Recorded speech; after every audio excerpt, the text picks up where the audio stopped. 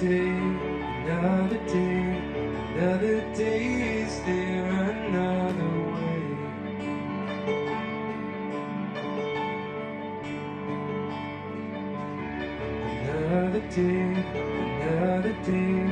Another day, is there another way?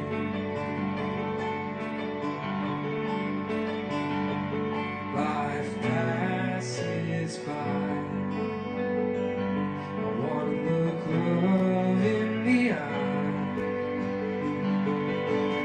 Surprised by joy, you were there all along. Surprised by joy, to you I belong. Surprised by joy, turn me to your forever song.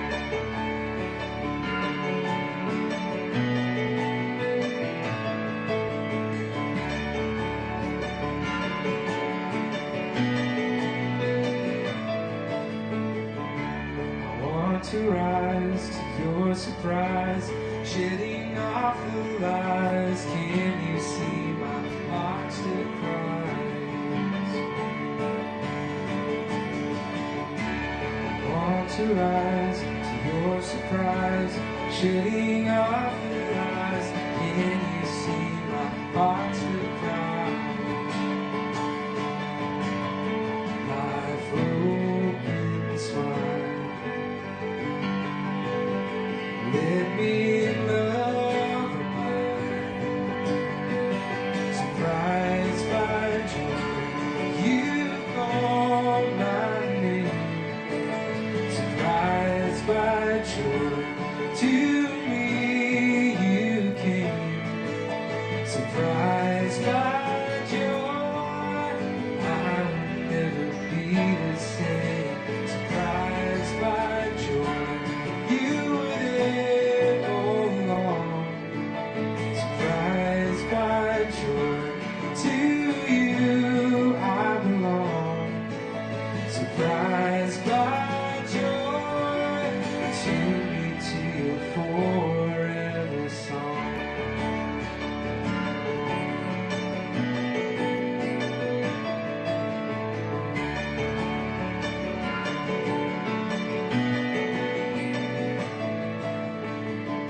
Surprised by joy, surprised by joy, surprised by joy, your gift of life I will forever sing.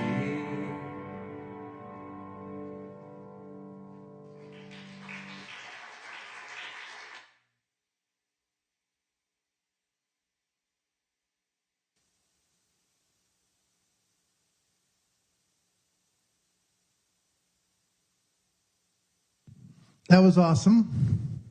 Thank you.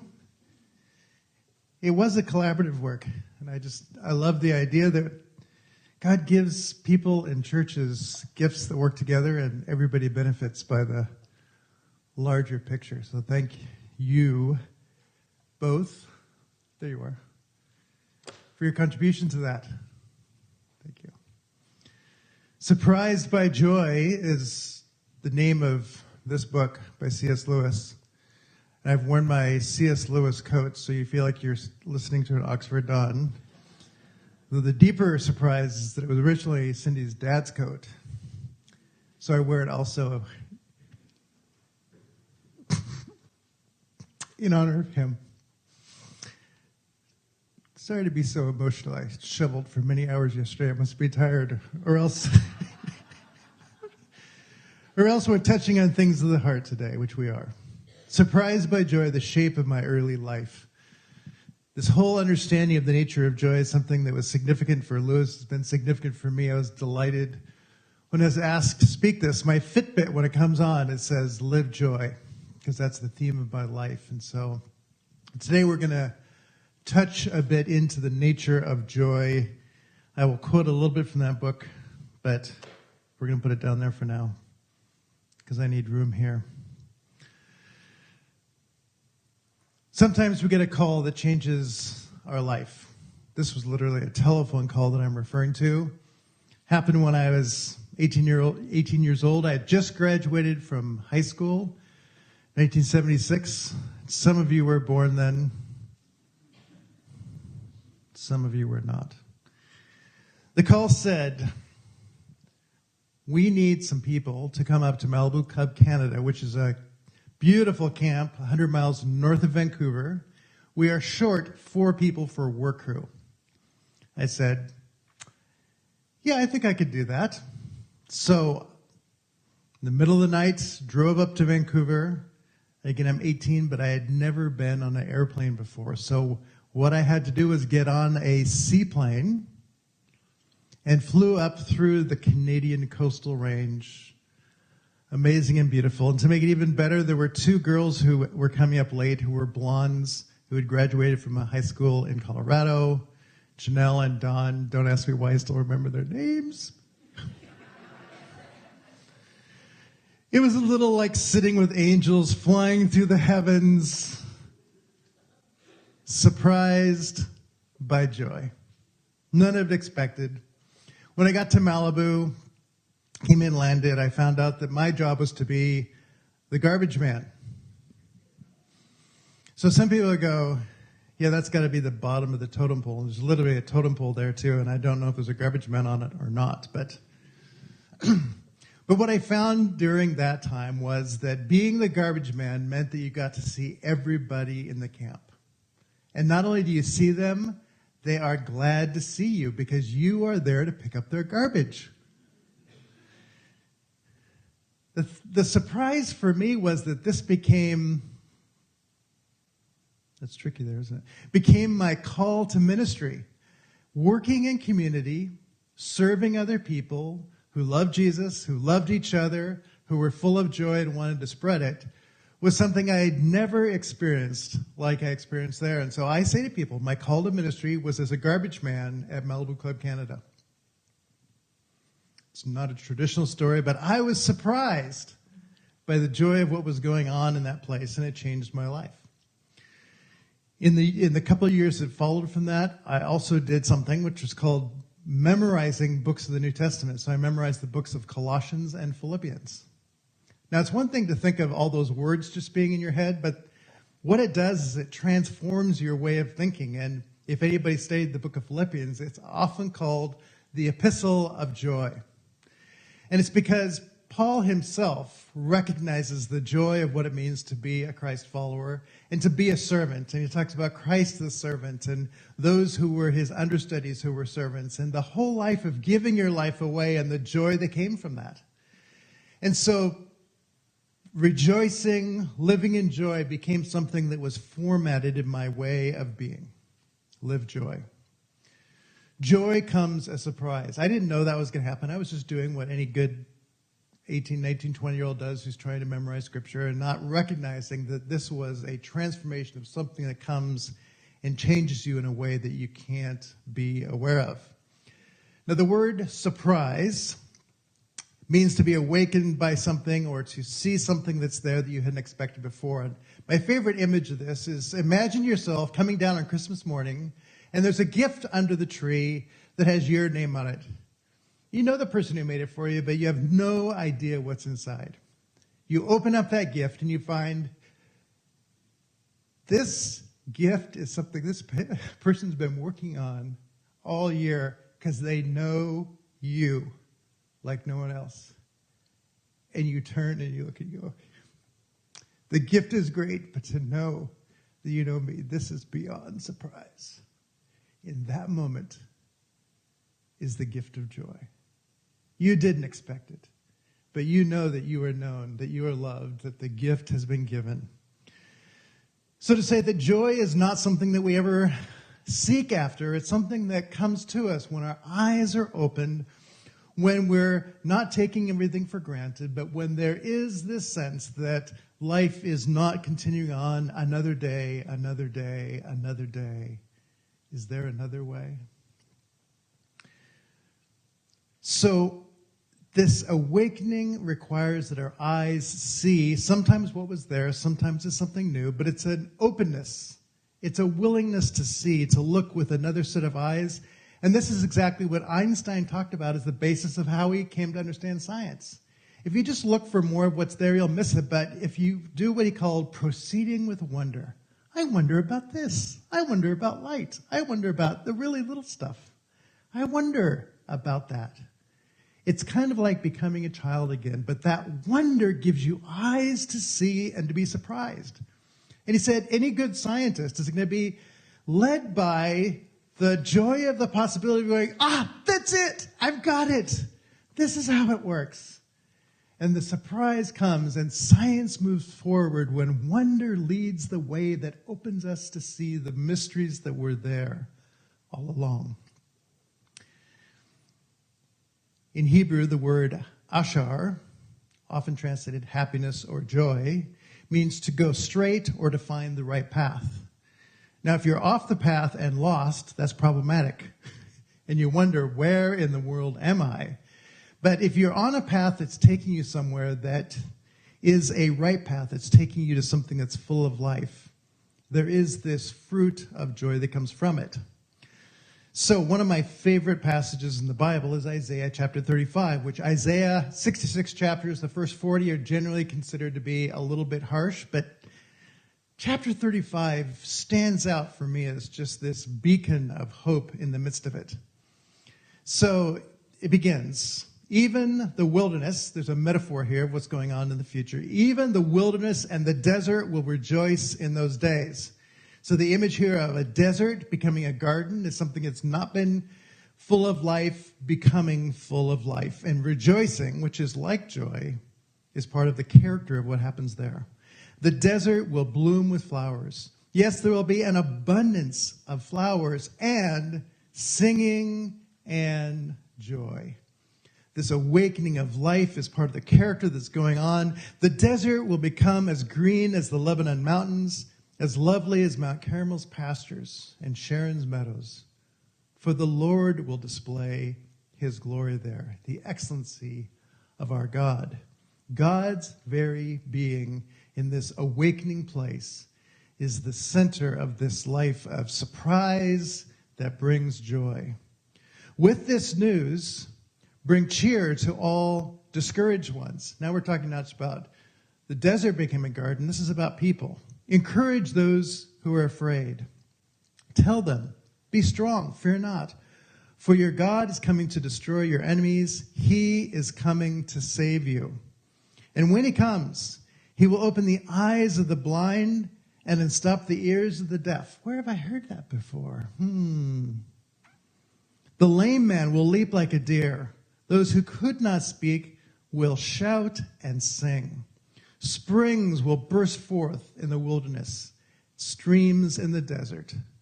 The parched ground will become a pool, with springs of water in the thirsty land. Where desert jackals live, there will be reeds and rushes, and it won't be like Black Friday. It doesn't say that there. I added that part, but this image of a place where everyone expected nothing, desolate and death, becomes a place where there is life and abundance, where the holiness of God is the making whole of all things by the surprise of God showing up and renewing all things to the way that God intends. C.S. Lewis had his own moment of surprise, as he talks about in this vision of paradise. His surprise, he talks about one day when he was on his way to the zoo, as it happens, and I'll just read it here. I was driven to Whipponzade one sunny morning. When we set out, I did not believe that Jesus is the Son of God, and when we reached the zoo, I did. The zoo must have been kind of like his garden after the desert or something. Yet I had not exactly spent the journey in thought, nor a great emotion. Emotional is perhaps the last word we can apply to some of the most important events.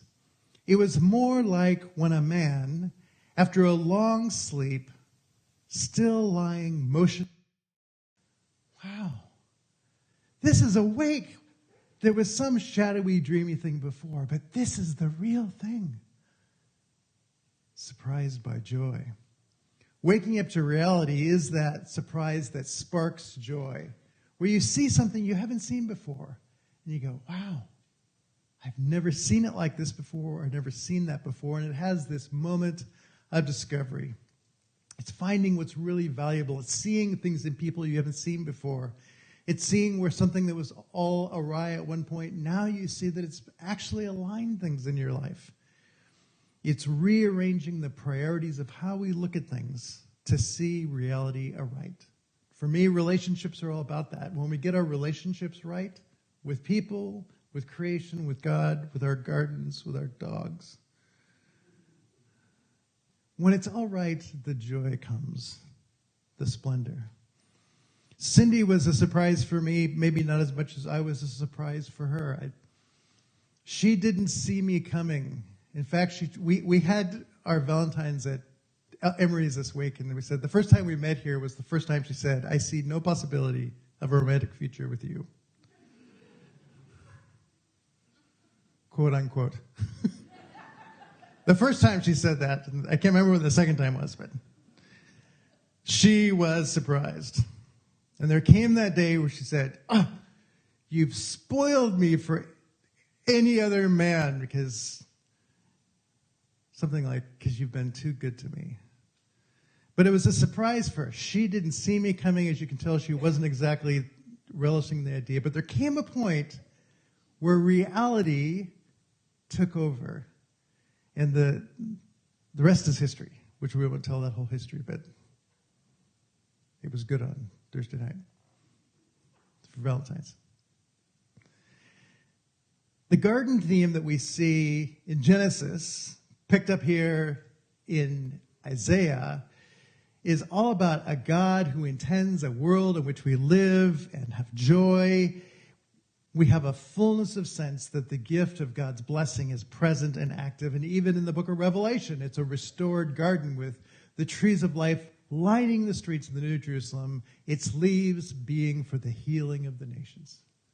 The garden theme is God's surprising joy that comes. You know what the opposite of joy is? I think this is my opinion. You don't have to believe me, but I think the opposite of joy is either being taken for granted or taking your life for granted. Just another day. Oh, yeah, it's you again. Morning. Oh, yeah, same car, same life. Yep. No joy there. We just become habituated to living through the motions without really recognizing the nature of the gift. Joy requires living another day that is really getting serious about life. And C.S. Lewis said, joy is the serious business of heaven. And if you go to my Facebook site, my little blurb that goes under my name there, joy is the serious business of heaven and of earth. Because I think it is the serious business that we need to live here as well. Now, serious says expressing, this is the dictionary definition, expressing earnest purpose or thought. So do you know what my middle name is? It is Ernest. Thank you for that. Some people say, I could tell you about that. It's my middle name. Well, it is. Ernest was my grandfather's name, my mother's name. He was a letter carrier in Seattle who, I think he was about 40, my mom was 14, was hit and killed, and they never found the person who hit and killed him. But my mom always said, you are so much like my dad. When you walk into the room, there's a sense of people feeling cared for, a sense of joy. So I carry my grandfather's name. They called him Ernie. I never have done the Ernie part. But I carry the life that he intended, the life that he lived, and lived not out of what's missing, but the surprise and joy that I had that kind of a grandfather, though I myself never met him, because she was only 14. So you put that all together, and we never met. Business is a person's work, occupation, that which one does for one's livelihood. So my life as a theologian is all about understanding the nature of the God who comes and acts on our behalf in such a way that we are loved, embraced, restored, made new, so that joy becomes the very character of our life, the fruit of our life. Oh yeah, fruit. Who talks about fruit? Oh, the fruit of the Spirit. Oh, it's the fruit that comes because we discover who God is. We discover who God is to us and for us and with us. And the fruit of the Spirit is the result of that. Never something we can pursue by ourselves. So the word grace is something that we use for what we do before meals sometimes. Who'd like to say grace? But grace at a deeper level is God's very coming to us. It's not something God sends to us. I need some of your grace. Send me some grace. Send me that blank check. Send me the thing that I need. Grace is the very presence of God that surprises us, where God shows up. The word charis that's there is echoed in the word for joy, which is chara. They have the same root. And chara is the result that happens, the joy that comes because God shows up. And God shows up in a way that embraces us and transforms us. And when that chara joy happens, something happens in us, which is a third chara word, and that is Eucharist, which is the words, I give thanks. And what we do at the end up here of celebrating communion is the grateful response to the surprising love of God that comes in the person of Christ. It's our acknowledging what's there and allowing ourselves to be surprised with the joy that comes. There's this sense that when we treat everyone as a sacred mystery, where there's a sense of hospitality, if they're mystery, then there's something that we're expecting to happen. I would love it if every couple, every morning, got up and said, I knew who you were yesterday. Tell me who you are today. Tell me what you're thinking about today. Tell me what you're afraid of today. Tell me what you're looking forward to today. I don't want to assume that who you were yesterday is the same person that I'm going to see today. With that kind of sense of living into the mystery, the possibility of the delight and the joy that comes because we're not taking each other for granted becomes huge. So Paul in 1 Thessalonians chapter 5 gave this short little statement on the will of God. Always be joyful, always keep on praying, no matter what happens, always be thankful, for this is the will of God for you who belong to Christ Jesus. This is the will of God. This is it. Get this and you've got it all. Where does he begin? Always be joyful, which I would translate something like, always live in the mystery of every day so that you're constantly being surprised. Oh, I get to be with you today. Oh, I get to talk to you today. Oh, I get to work on this today. Awesome. Living in the place of surprise and anticipation, the wonder comes as we recognize the gifts that come every day. Always keep praying. Some people might think, my knees will get sore, or I'll just get bored sitting there and fall asleep if I'm praying all day. And I'm going, no. That's not quite it. This is living in the connection that happens as you go through every day, knowing that the gift of this God is there, who loves you and loves to surprise you and be surprised by what you do too. So it's living in constant connection. Always praying is constantly living in surprise because God's there with you and you're maintaining that sense of connection. What does that do? It means you're going to always be thankful because you're recognizing God's here, I'm here, the world is amazing and opening up in discovery. What else could I be but thankful? Living into response to the what is that is there and not focusing on what's missing, which, by the way, is what marketing runs on. Our economy runs on. Tell people what's missing and then they'll buy your product or use your services. Tell them what's missing.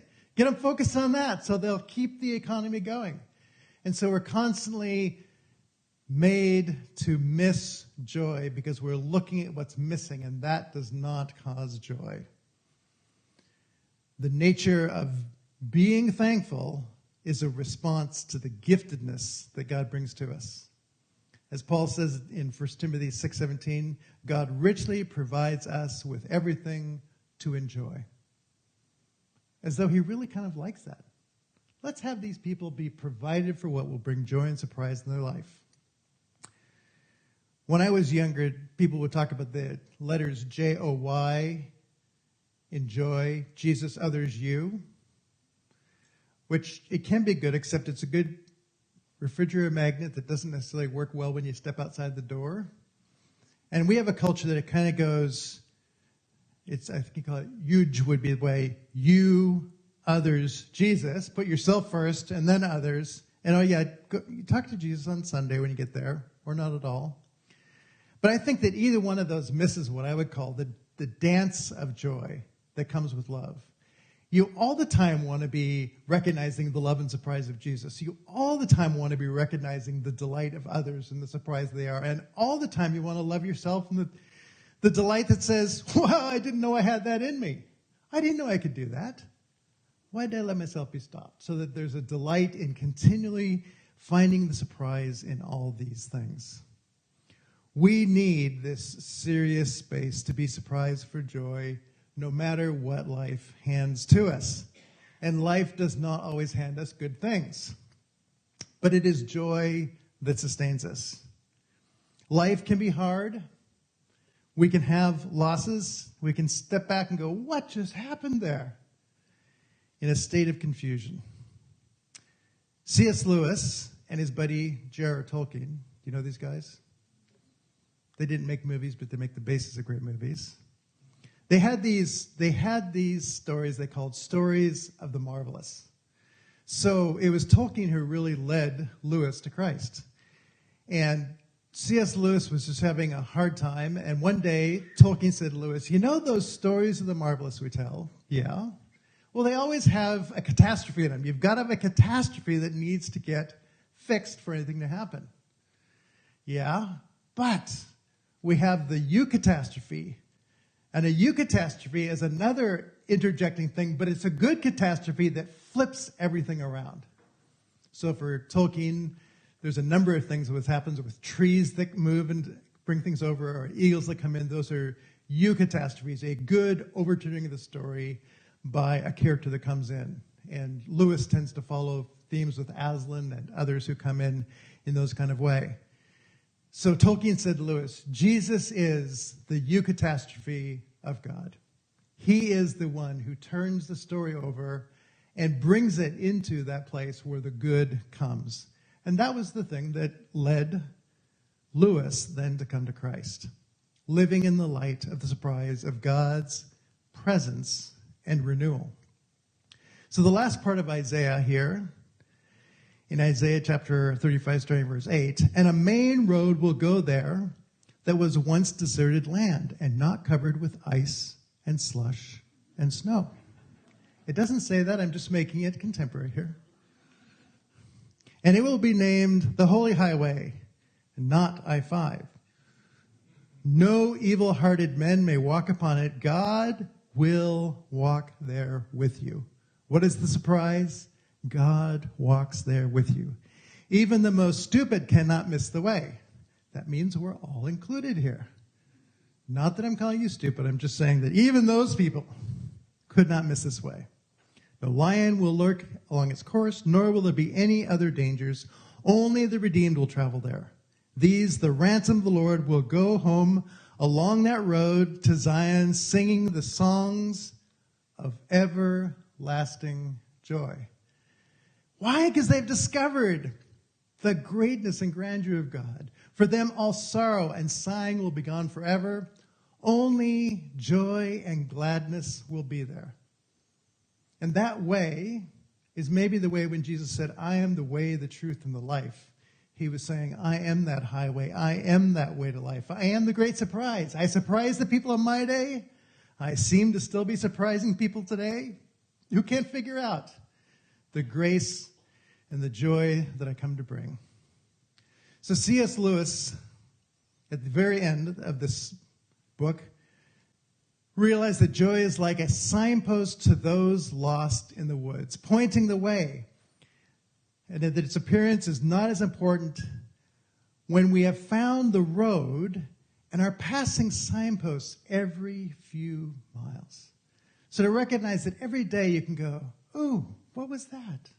That felt like hope. Oh, that felt like restoration. Oh, that felt like God's doing something there. And he says, you may not get all the way to where the road's taking you, but all of those signposts bring joy to our life. So there's a picture down here, and this picture was painted by my daughter, Amlia. who's no longer with us, but 2 years ago she asked, Dad, what can I give you for your birthday? And I said, I'd like it if you'd paint for me a painting of Isaiah 35. So this was her painting, a picture of the wilderness becoming a garden. And people who are in that place being restored as well. Before she went, she herself said, not only of this picture, but in her journal, I am converted. There's something about Jesus. He was a crazy enough man. Maybe he'd accept somebody crazy like me. Surprised by joy. This picture hangs as I go down my stairs into my library, so every day it is a reminder to me not merely of what's missing, but that God gives us these stories and these children and these pieces that sustain us with joy in hard times and give us a sense that there is more. And I hear her regularly, hey, Dad. And I say back, hey, Anlia. Because she is still part of me. She still surprises me with joy. So this God who I'm talking about, this Father, Son, Spirit, this is the reality for me of the very source of joy. In discovering this God, I discover the wonder, the openness, the direction, the focus that has made my life make sense. And so I say, all is grace, all is gift. This is the surprise of God. All is mystery. I can't control the future or the past, but I can journey with this God who brings the joy out of the wilderness. And all of it is a journey of surprise. This one who loves us, sustains us through the desert and the garden times. This is the very life of the God who, in discovering this God, that is where the joy comes. And it's always a surprise. We're going to go into our guided time of prayer at this point. So I invite you to open your hearts for the surprise of God.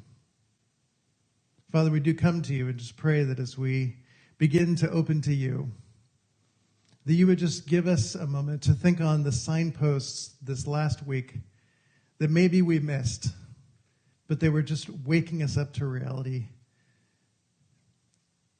Take our thoughts and our minds to those gifts, those surprises, maybe that were difficult things, but there's surprise in them that help us to think of you.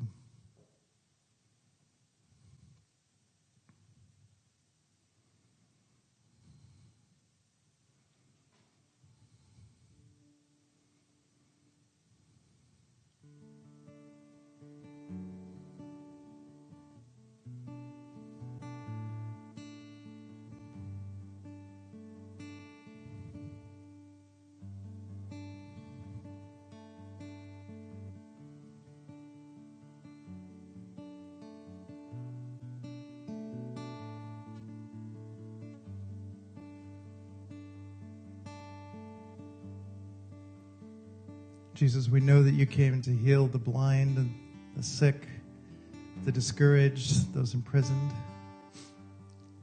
You met all of them with an unconditional embrace. Help us to see both those things in our life that today are the challenges that we face, but also help us to feel your embrace, the sense that you whisper something to us about the way that you meet us there that may be surprising. Speak to us, Jesus.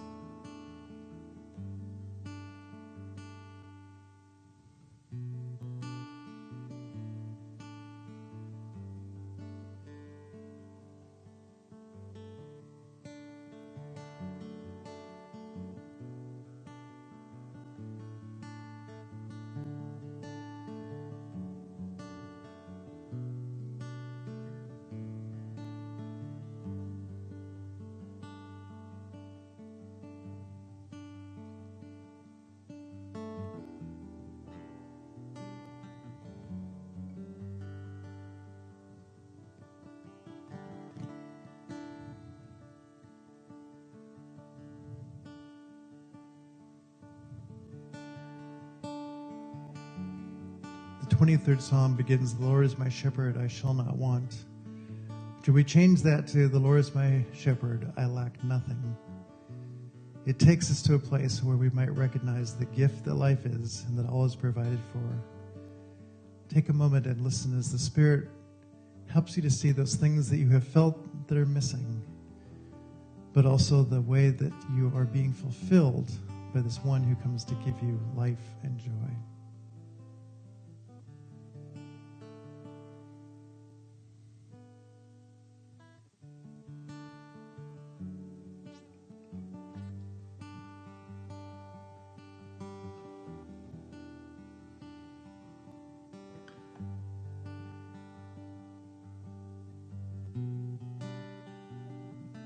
Thank you, Pastor Marty. That was so beautiful. Well, at the close of our service, we want to invite you to Holy Communion. We will serve communion in 2 areas up here. So if you would like to partake of communion, please come up to the front and join one of the clusters, and the elders will serve communion to you. Pastor Rhonda's over in the prayer area, and that's a time to meet with a pastor, not be rushed. If you have a special prayer request, a praise, or maybe today is the day that you would like to invite or re-invite Jesus into your life, she would love to pray with you. As you go out, there's some goodies out there. A great time of fellowship and community is so important to us here. Please join us. Thank you for joining us on Facebook Live. And go out and have a great and glorious week. God bless you.